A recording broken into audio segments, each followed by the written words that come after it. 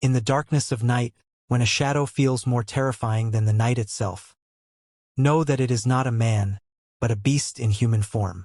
This is the story of Mohamed Mesfewi, the most infamous serial killer in Arab history.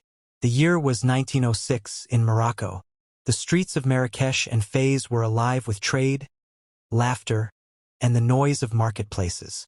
But hidden among those busy stalls was a shop that concealed a pit of death beneath its floor. The shopkeeper was Mohamed Mesfewi, a digger by trade and seemingly an ordinary merchant. Yet, behind those walls he was running a slaughterhouse. At his side was an old woman named Aisha, who lured innocent little girls into their trap. "Come here, my child.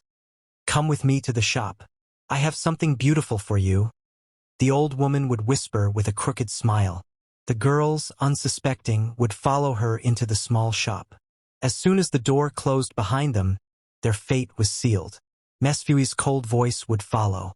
"Come closer, little angel. I have a gift for you." And then silence, broken only by the child's desperate scream, "Mother!" Moments later, she would be unconscious from narcotics, and Mesfewi would take out his sharp dagger. With horrifying calmness, he severed their necks. Why did he do it? When he was caught, he confessed without shame. "For money," he said.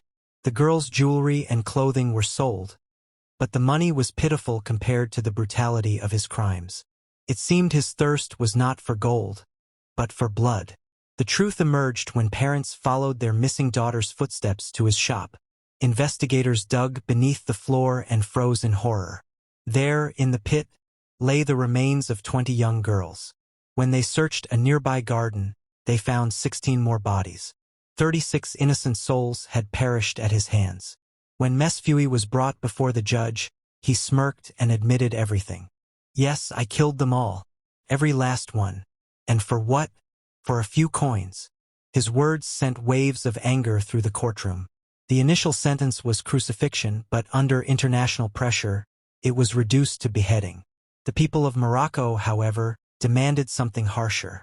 They wanted him to suffer. So every day for 4 long weeks he was dragged to the central square. There, soldiers whipped him 10 times with thorny acacia branches. His screams echoed across the market. "Stop! Mercy! Please, no more!" But the crowd would roar back. "These are the cries of the children you slaughtered. Feel their pain." Finally, the day of ultimate punishment came. June 11, 1906. The decision was to wall him up alive. The marketplace was packed. The cell was a narrow cavity in the wall, barely 60 centimeters wide and deep, and less than 2 meters tall. Mesfewi struggled, cried, begged, "Don't put me in there. I'll never kill again. Please, for the love of God." But no one listened. Soldiers shoved him inside.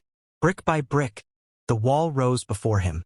As the final stone was set in place, silence fell across the crowd. Then came the muffled screams from inside. "Let me out. I'm dying in here." The people cheered and clapped. This is justice. This is the fate of a monster. For 2 days, his cries could still be heard through the marketplace. By the 3rd day, silence. Mohamed Mesfewi was gone.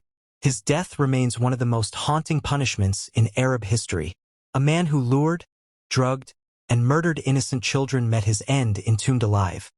An eternal lesson carved into the memory of Morocco. This story teaches us that no crime, no cruelty, and no bloodshed goes unanswered. Justice may take its time, but when it comes, it turns the monster into a warning for all mankind.